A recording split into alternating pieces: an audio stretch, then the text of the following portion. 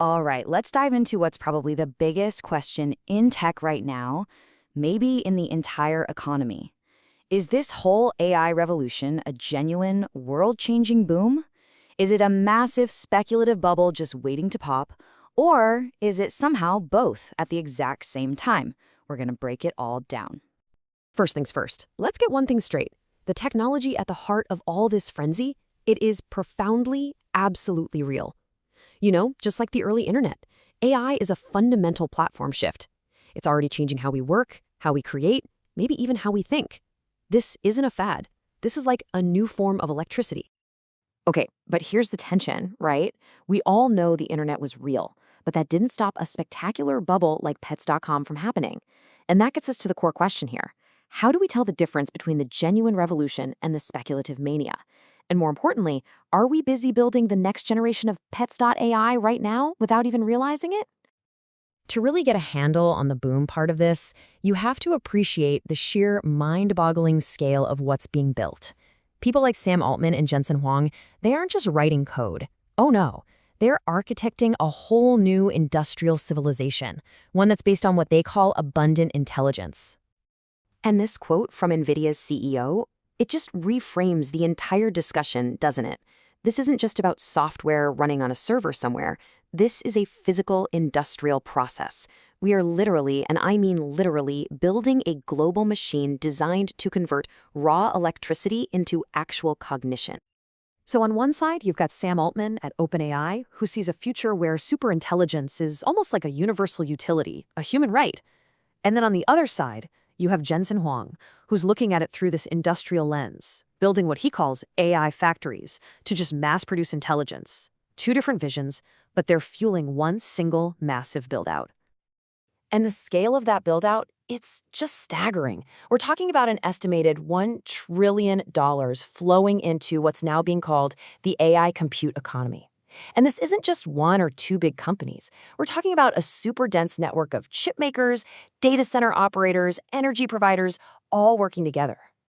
And to put that in perspective for you, Sam Altman has said his goal is to build 1 gigawatt of new AI infrastructure. Not per year, not per month, every single week. That is enough to power multiple hyperscale data centers. What this does is it transforms construction into a global manufacturing line, treating compute power just like we treat water or electricity. So the big question is, where's all the money coming from? Well, it's this fascinating self-reinforcing loop called the AI flywheel. Here's how it works. OpenAI raises a ton of money. They spend that money on compute from partners like Nvidia.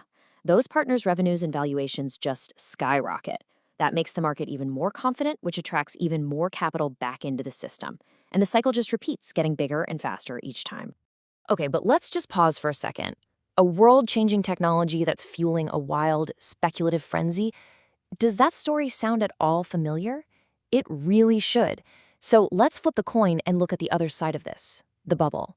Let's talk about the dot-com era. If you look at the late 90s, it followed a really similar path. You had these truly foundational companies like Google and Amazon being born. E-commerce was genuinely happening, but that reality got completely swept up in this wave of pure mania, which led to this peak of insane hype in 2000 and then, of course, a brutal crash in 2001. And the poster child for that entire bubble, the one everyone remembers, was pets.com. Now, they had a brilliant insight. People in America absolutely love their pets. So they combined that emotional truth with all the hype of the internet. The problem? Their business model was a total fantasy. They were literally shipping heavy bags of dog food at a loss, funded entirely by investor hype. And this brings us to the really crucial warning for what's happening today. Because, as they say, while history doesn't repeat itself exactly, it sure does rhyme. And we have to be on the lookout for today's version of that same mistake, the Pets AI. So what exactly is a Pets AI? Well, it's any startup that exists only because slapping AI on the pitch deck attracts a flood of capital, not because it actually has a real sustainable business model. You know the type. They have a flashy demo, they promise to solve everything, but they're not really solving anything specific at all. And this brings us to the bottom line, the core lesson here. No matter how revolutionary the technology is, the basic laws of economic gravity always return. A business eventually has to make more money than it spends. Hype is a booster rocket, for sure, but it is not a sustainable engine. The real winners will be the ones who use AI to solve a genuine human need. Everyone else? They're destined for the graveyard of pets AI. So, does this mean the entire AI revolution is just doomed to crash and burn? Absolutely not. Not at all. We just need to look beyond the immediate hype cycle. What's actually left standing when the bubble of all these pets.ai companies finally bursts? Here is the crucial point to remember. The dot-com crash wasn't the death of the internet. Far from it. In a lot of ways, it was the moment the internet finally grew up. It was this necessary, painful pruning process that cleared out all the unsustainable ideas and made the underlying platform so much stronger for what came next. Think about it. All that excess infrastructure from the dot-com bubble became the foundation for the next decade of innovation. That massive glut of dark fiber optic cable laid in 2001, it seemed like a colossal waste of money at the time, but it's what enabled the streaming and cloud computing boom of the 2010s. Today's so-called AI overbuilding is probably going to look tragically inadequate for what we'll need in 2035. And this brings us to the deepest and maybe most important part of this whole story. The real collision that's coming isn't a financial bubble. It's much bigger than that. It's a societal one. We are building a technology of pure abundance inside a world that is fundamentally designed for scarcity. Here's how it breaks down. Step 1, AI is creating an abundance of things that used to be incredibly scarce. Things like knowledge, creativity, even physical production. Step 2, our entire world, our jobs, our laws, our economic systems, they're all built on the core principle of scarcity. You can see where this is going, right? Step 3, a massive collision is absolutely inevitable as this new abundance infrastructure runs headfirst into our old, scarcity-based institutions. So when you look at it that way, you realize the real bottleneck isn't an engineering problem. We know how to build more chips and more data centers. That's the 10% part. The real challenge, the 90% problem, is a crisis of imagination. It's about having the courage to redesign our societal systems to actually handle what AI is making possible. I mean, just look at the fundamental mismatch.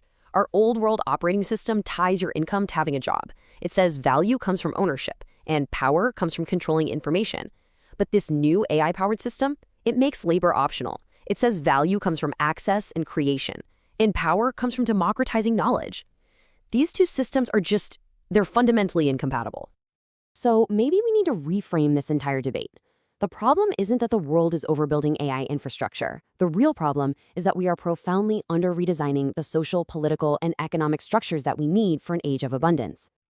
And that leads us to the final big takeaway. The most important question we can ask ourselves right now has nothing to do with our technical capacity. It's not about chips or gigawatts or market caps. The real question is one of human purpose and vision.